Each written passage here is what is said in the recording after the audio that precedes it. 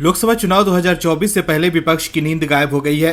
विपक्षी नेता आज समझ ही नहीं पा रहे हैं कि पीएम मोदी से मुकाबला कैसे करें। हर जगह मोदी मोदी की ही गूंज सुनाई दे रही है। राहुल गांधी की यात्रा में भी मोदी मोदी के नारे लग रहे हैं। राहुल गांधी यात्रा निकालकर अपनी छवि चमकाने चले हैं, लेकिन राहुल गांधी के साथ उल्टा हो रहा है। राहुल गांधी के साथ नए लोग तो जुड़ नहीं रहे हैं और जो लोग पार्टी में हैं वो भी साथ छोड़कर भाग रहे हैं। राहुल की यात्रा शुरू होने के बाद कांग्रेस के कई बड़े नेता इस्तीफा देकर पार्टी से भाग चुके हैं। वहीं अब बंगाल में ममता बनर्जी की मुश्किलें बढ़ती दिख रही है। पश्चिम बंगाल से जो खबर आ रही है वो सीएम ममता बनर्जी के लिए बड़ा झटका है। अब बंगाल में राष्ट्रपति शासन को लेकर चर्चा तेज हो गई है और राष्ट्रपति शासन को लेकर बड़ी खबर आई है।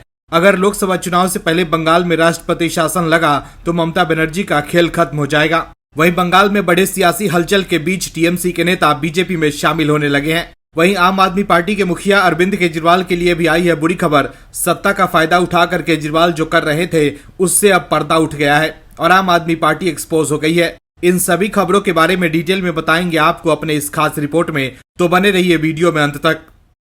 लोकसभा चुनाव से पहले पश्चिम बंगाल में सियासी हलचल तेज हो गई है और सीएम ममता बनर्जी को बड़ा झटका लगा है। अचानक ममता बनर्जी की पार्टी में भगदड़ मच गई है। राज्य में राष्ट्रपति शासन को लेकर भी बड़ी खबर आई है। ऐसे में सवाल है कि क्या राष्ट्रपति शासन की वजह से टीएमसी के बड़े नेता इस्तीफा देकर बीजेपी में शामिल हो रहे हैं या टीएमसी नेता समझ गए हैं कि ममता दीदी का खेल अब खत्म हो गया है और अब पश्चिम बंगाल में भी बीजेपी की प्रचंड लहर चल रही है। दोस्तों, लोकसभा चुनाव से पहले पश्चिम बंगाल में राष्ट्रपति शासन की मांग तेज हो गई है। इसके लिए राष्ट्रपति द्रौपदी मुर्मू के साथ बैठक भी हुई है। ऐसे में बंगाल में हलचल तेज होने से अब टीएमसी की नींद गायब हो गई है और ममता बनर्जी बैकफुट पर आ गई हैं। दरअसल लोकसभा चुनाव से पहले ममता बनर्जी बुरी तरह से फंस गई है। पश्चिम बंगाल के संदेश खाली में टीएमसी दफ्तर के अंदर महिलाओं के साथ हुई शर्मनाक घटनाओं को लेकर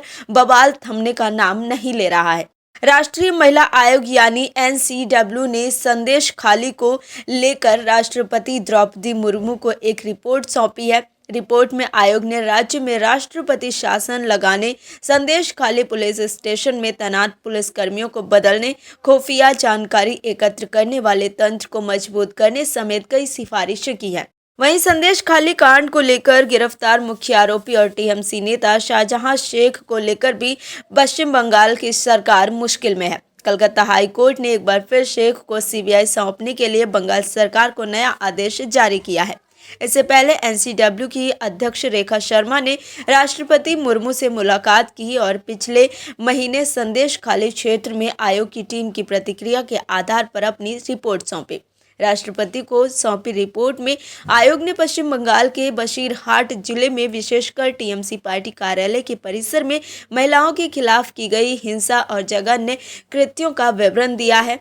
अपनी रिपोर्ट में एनसीडब्ल्यू ने कई सिफारिशें प्रस्तावित की, जिनमें पश्चिम बंगाल में राष्ट्रपति शासन लगाना, हिंसा की जांच के लिए एक केंद्रीय या न्यायिक निकाय की नियुक्ति, संदेश खाली में पुलिस कर्मियों को बदलना शामिल है। रिपोर्ट में कहा गया है कि शाहजहां शेख और उनके सहयोगियों पर महिलाओं को गैर कानूनी तरीके से कैद करने, उनके साथ बलात्कार, छेड़छाड़ और शारीरिक शोषण करने का आरोप है। एनसीडब्ल्यू ने आरोप लगाया है कि शाहजहां शेख के आपराधिक रिकॉर्ड और उनके खिलाफ कई शिकायतों के बावजूद आरोपियों के खिलाफ कोई कार्रवाई नहीं की गई। वहीं संदेश खाली मामले में घिरने के बाद टीएमसी को एक और बड़ा झटका लगा है। टीएमसी के वरिष्ठ नेता तापस रॉय के पार्टी से इस्तीफा देने के बाद पश्चिम बंगाल में राजनीतिक तनाव बढ़ गया है। टीएमसी के दिग्गज नेता तापस रॉय अब बीजेपी में शामिल हो गए हैं। सीएम ममता बनर्जी के लिए एक बड़ा झटका है। आपको बता दें कि तापस रॉय ने पार्टी नेतृत्व से नाखुशी व्यक्त करते हुए सोमवार को विधायक पद से इस्तीफा दे दिया था। राय ने ऐसे समय में इस्तीफा दिया जब देश में लोकसभा चुनाव होने वाले हैं। तो देखा आपने कैसे अब टीएमसी के बड़े नेता बीजेपी में शामिल होने लगे हैं। टीएमसी के इन नेताओं को भी पता है कि पश्चिम बंगाल में बीजेपी की लहर चल रही है, तभी तो टीएमसी के नेता विधायक पद से इस्तीफा दे रहे हैं। दोस्तों, लोकसभा चुनाव के चौखट पर देश खड़ा है। सभी विपक्षी दलों ने चुनाव की तैयारी शुरू कर दी है। पीएम मोदी ताबड़तोड़ सभाएं कर रहे हैं। इसके साथ ही बीजेपी ने 195 उम्मीदवारों की पहली सूची भी जारी कर दी है और देश एक बार फिर मोदीमय हो गया है। एक बार फिर हर तरफ इस बात की चर्चा है कि पीएम मोदी की सरकार प्रचंड बहुमत के साथ वापसी करने वाली है। लोग ये नहीं पूछ रहे हैं कि बीजेपी आएगी या नहीं, लोग इस बात की चर्चा कर रहे हैं कि क्या इस बार एनडीए 400 पार जाएगा या कुछ सीटों से चूक जाएगा। इस बार 300 की तो बात ही नहीं हो रही है। देश के लोग कह रहे हैं कि 300 सीटें तो बीजेपी हंसते खेलते ले आएगी। इस बार 400 पार के लिए बीजेपी के नेता मेहनत कर रहे हैं। ऐसे में आप समझ सकते हैं कि देश में मोदी की लहर नहीं, सुनामी चल रही है। हालांकि राहुल गांधी भी यात्रा निकाल कर जोर लगा रहे हैं, लेकिन कांग्रेस के नेता इस्तीफा देकर पार्टी से भाग रहे हैं। कांग्रेस के नेताओं को भी पीएम मोदी के नेतृत्व पर ही भरोसा है। राहुल गांधी की यात्रा के बीच अब तक कांग्रेस के कई बड़े नेता इस्तीफा दे चुके हैं। इस बीच लोकसभा चुनाव को लेकर देश के लोगों ने अपना मन बनाना भी शुरू कर दिया है, जिसके परिणाम ओपिनियन पोल के तौर पर भी सबके सामने आने लगे हैं। एक तरफ राष्ट्रवादी सोच वाली बीजेपी है तो दूसरी तरफ परिवारवाद में पूरी तरह से सनी कांग्रेस है। दर्शकों, कांग्रेस के नेता कहते नजर आ रहे थे कि हम पीएम मोदी को उनके राष्ट्रवादी सोच को चुनाव में पूरी तरह से धूल धसरित करके रख देंगे, लेकिन जो सर्वे के परिणाम आ रहे हैं वो दिखा रहे हैं कि कांग्रेस लगातार अपने अंत की ओर जा रही है।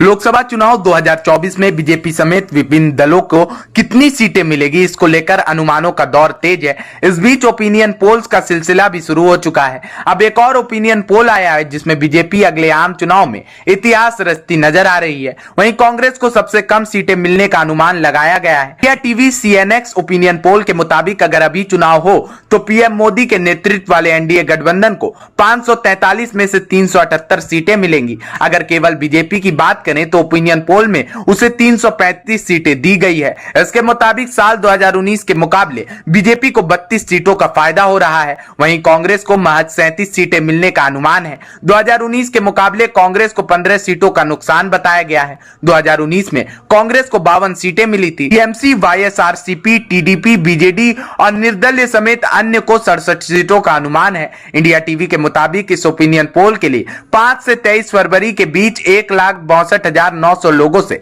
राय ली गई थी। इसमें 84,350 पुरुष और 78,550 महिलाएं थी।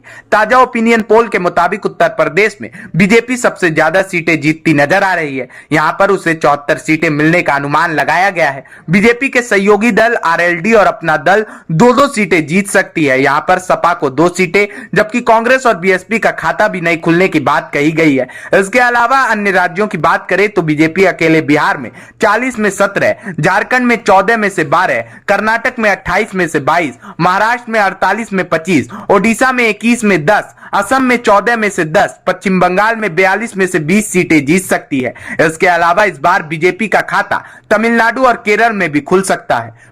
आम आदमी पार्टी के मुखिया अरविंद केजरीवाल बड़ी बड़ी डींगे हाँकते हैं और मोदी सरकार पर तानाशाही के आरोप लगाते हैं, लेकिन आम आदमी पार्टी की सरकार क्या करती है इसका खुलासा हो गया है। इस बार कोर्ट ने आम आदमी पार्टी को एक्सपोज कर दिया है। राजनीति में आने के बाद केजरीवाल अपनी सभी बातों से यू टर्न ले चुके हैं, लेकिन अब उनकी पोल खुलती जा रही है। दरअसल दिल्ली में बीजेपी के विधायकों को निलंबित कर दिया गया था। दिल्ली विधानसभा से जो केजरीवाल ये कहते थे कि विधायकों और सांसदों को अपनी बात रखने का पूरा हक होना चाहिए, वही केजरीवाल बहुमत की सनक में बीजेपी के नेताओं को विधानसभा से निलंबित करवा दिए थे। लेकिन कहते हैं ना कि इंसान को सत्ता की हनक कितनी ही हो जाए, सच के आगे उसकी सत्ता को झुकना ही पड़ता है। ऐसा ही कुछ केजरीवाल साहब की सत्ता की हनक के साथ भी हुआ है।